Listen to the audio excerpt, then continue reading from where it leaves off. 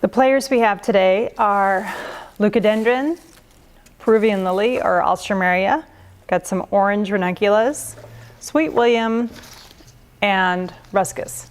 So what we want to do is we're going to keep it somewhat low, and we're going to create blocks of flowers. And we're going to save the color that isn't like the others, which is the orange, for kind of off center in the middle. So what I want to do is I want to create some blocks of the Leucadendron to start. And Leucadendron comes like this, a very large stem, and then you can break it apart, and you can just do that by pulling it off the main stem. And then you always want to make sure that you work with a clean stem, so you can go through and clean all of your stems, although we are going to cut most of these fairly short. Then once you have them all clean, what you can do is look and see which ones are kind of big. So this one's a bigger one. So I'm going to place this one sort of low on the lip, maybe cut a little more off, just over that lip. And I'm going to do that on the mirror side, on the other side. So if I have one here, then I'm going to mirror that on the other side so that I have a mirror going. Now, I don't want anyone to see my architecture. My architecture is my foam, so I want to cover those ends. So I'm going to bring a smaller one up to the end, and I'm going to mirror that on the other side. And then I want to fill in my group here on the front, and then fill it in on your side that you can see. So how many more do I have left? I've got one big one here, so let's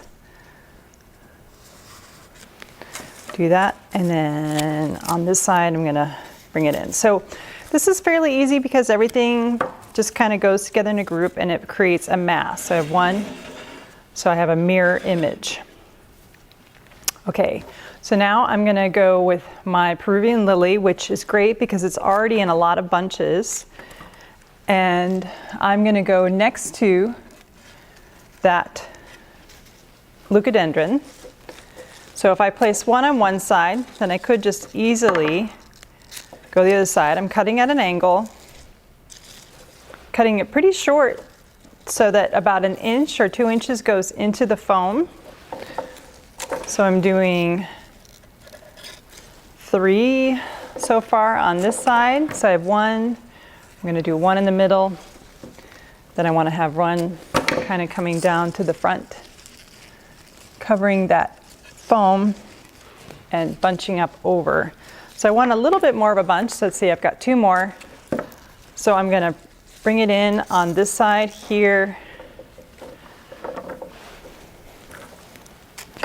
And then push it really close, maybe here. So now I've got my Peruvian lily or my Alstroemeria next to my Leucadendron.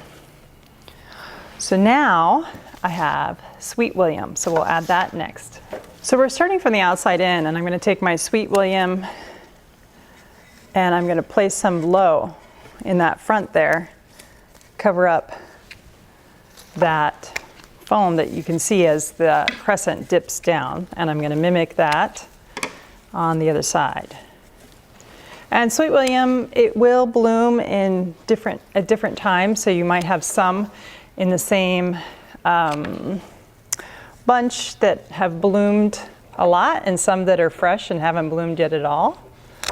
So sometimes if ones that are a little bit more spent, then you can just take those off and not use those. But when these dark ones, when they're kind of older, they just look like a darker pink, a little bit smaller, and when you push them all together, you don't really notice that. So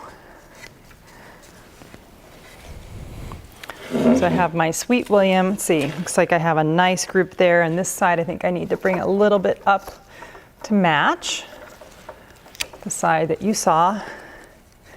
But I don't want it to be as tall as my Alstroemeria, but I do want it to fill in that gap. So let's try to make sure we don't have any weird stems, because you know Alstroemeria will continue to grow after it's been cut. So I'm going to take this one out and trim it up a little bit, and then place it back in to the same hole that I had it in before, so I have to look for that. Okay. I have a little bit more Sweet William left, so I might as well place it in. So I'm going to fill in between the Alstroemeria and the Leucadendron. Any holes I might have. Great. All right, so before I add my orange flowers, which are really going to pop in this sea of reds and pinks, I'm going to add a little bit of neutral green. So this is the ruscus. So I want to start it in the middle so that I have a neutral zone going between the two sides. See a leaf in there, take that leaf out. So I'm just going to start with a line of it in the middle. I'm using just the tips.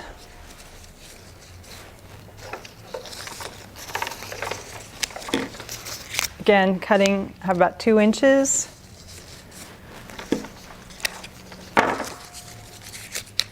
No greenery should ever go into the floral foam. You always want to make sure it's nice and clean.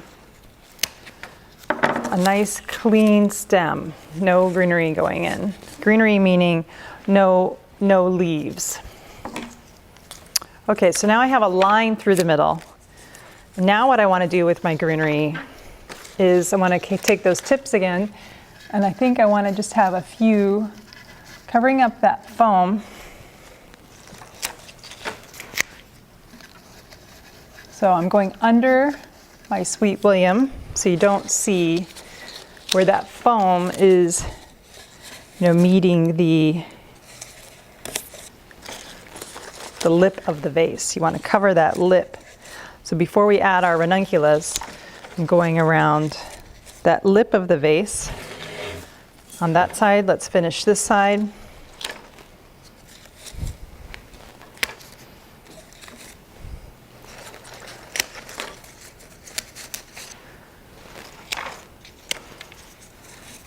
So I'm pushing it down so that it covers that lip of the vase.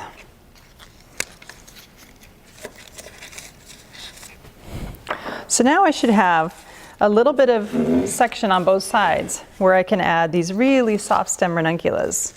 So sometimes people think sunflowers are allergic to foam, and that's not necessarily true. But what is true is sunflowers don't do that well in foam. So what you want to do with the ranunculus is maybe have a stem that we call a poker. Let's get one. So you cut a stem and you have we call a pre-poker. So before you place it into the foam, you figure out where you want your hole to go for your ranunculus, which looks like that. Take your pre-poke out and then stick your ranuncula right into that hole. So if I did that again on this side, stick my pre-poker in, see where that is, and press down. And then I can just continue to fill it in. So I'm going to continue to do that. So I added all the ranunculus, and because you can see, I follow the lines for the most part for the bowl itself. So I'm kind of going high on the ends where the way the bowl is, and then dipping down in the middle with a little bit of height kind of in the middle. A dip in the center because it follows the lines of the vase.